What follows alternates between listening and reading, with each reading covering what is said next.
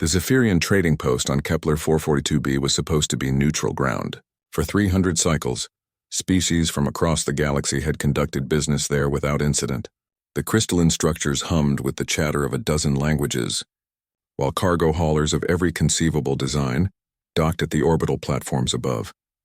Dr. Elena Vasquez had arrived that morning aboard the human research vessel Endeavour, seeking rare mineral samples for her xenogeology studies. She'd been warned about human reputation in this sector. The galaxy still whispered about the Terran Dominion War, about the species that refused to surrender even when their homeworld burned. But Elena was a scientist, not a soldier, content to catalog rock formations and leave politics to others. She was examining a peculiar iridescent ore when the screaming started. The Kethmori slave traders had arrived in a rust bucket freighter, their reptilian forms draped in crude armor. They moved through the market like predators, their yellow eyes scanning for easy prey. The other species gave them a wide berth. Everyone knew the Kethmori's reputation. They dealt in the one commodity that was technically illegal but rarely prosecuted: sentient beings.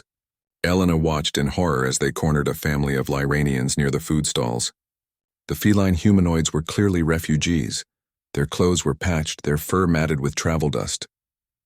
The adult Lyranians cowered as the Kethmori leader, a scarred brute named Vexthar, examined them like livestock. "These two are past their prime," Vexthar hissed in galactic standard, gesturing dismissively at the parents. "But the cubs, they'll fetch a good price in the Outer Rim gladiator pits." Two small Lyranian children clung to their parents, their large amber eyes wide with terror. They couldn't have been more than 7 years old in human terms, their spotted fur still bearing the downy softness of youth. Elena felt something cold settle in her stomach. Around the market, dozens of other species watched the scene unfold. A few Altarian merchants muttered disapprovingly. Some Centauri delegates shook their heads sadly, but no one moved to intervene.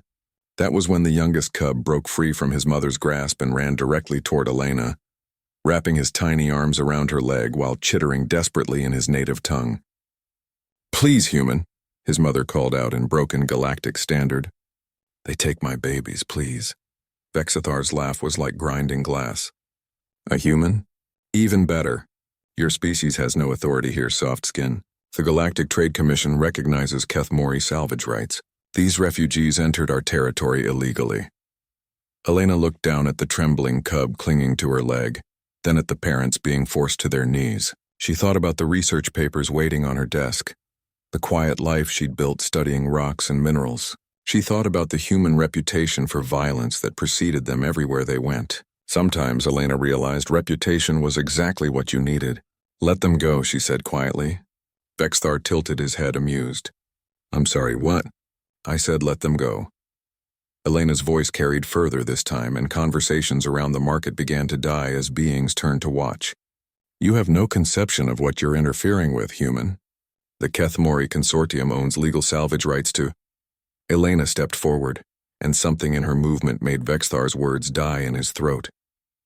The humans who'd fought the Dominion to a standstill moved differently than other species, like coiled springs, like predators pretending to be prey. "I don't care about your legal salvage rights," Elena said, her voice carrying the kind of quiet intensity that made smart beings step back. "I care about those children. There are 12 of us and one of you, Softskin. Even humans aren't that stupid." Elena smiled, and it wasn't a pleasant expression. "You're right. There is just one of me." She reached slowly into her jacket and withdrew a small device, activating it with her thumb. "But there are 300 humans aboard the research vessel currently in orbit, and they just received my distress signal." The market had gone completely silent now. Even the atmospheric processors seemed to hum more quietly. "You wouldn't dare start a firefight in a civilian trading post," Vexthar snarled. But uncertainty crept into his voice. "Wouldn't I?" Elena knelt down, gently detaching the Lyranian cub from her leg and pushing him back toward his parents. "You see, my species has a saying: the only thing necessary for evil to triumph is for good people to do nothing. And I've done nothing for too long." She stood slowly, and for the first time in 3 centuries, the Zephyrian trading post felt the weight of human rage. Not the hot fury of berserkers, but the cold, calculating anger of a species that had learned to weaponize its protective instincts. "So here's what's going to happen," Elena continued. You're going to walk away. You're going to get on your rust bucket and leave this system. And if I ever hear of you trafficking children again, anywhere in this galaxy, I will personally ensure that humanity's full attention falls on your organization." Vexthar's claws extended involuntarily. The consortium has powerful allies. The humans are just one species among thousands. "Yes," Elena agreed, "but we're the species that turned our own homeworld into a fortress rather than surrender it. We're the species that fought a war against impossible odds because we believed it was right. And now you've threatened children in front of one of us." She gestured around the silent market. "Look at them, Vexthar. Look at how they're watching this. Every species here has heard the stories about humanity. They know what we're capable of when we're truly angry. The question is, do you want to be the reason the galaxy finds out those stories aren't exaggerated?" For a long moment, the trading post balanced on a knife's edge. Then Vexithar's shoulders sagged slightly and Elena knew she'd won. "This isn't over, human." "Yes," Elena said quietly. "It is." The Kethmori retreated to their ship, leaving the Lyranian family unharmed. As their vessel departed, Elena felt dozens of eyes still watching her. The galaxy had witnessed something that day. Not human violence, but human conviction. The willingness to stand alone against wrong regardless of the cost. The youngest Lyranian cub approached her again, this time without fear. He pressed something small into her hand, a carved wooden pendant from his homeworld.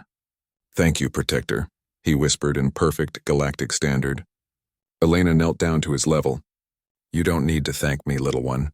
This is just what we do." As word of the incident spread through the trading networks carried by witnesses to a dozen worlds, the galaxy remembered why humanity had earned its reputation, not through conquest or cruelty, but through an unshakable belief that some things were worth fighting for, especially those too small to fight for themselves. The universe was a vast, often cruel place, but somewhere in the darkness humans stood watch, and that made all the difference.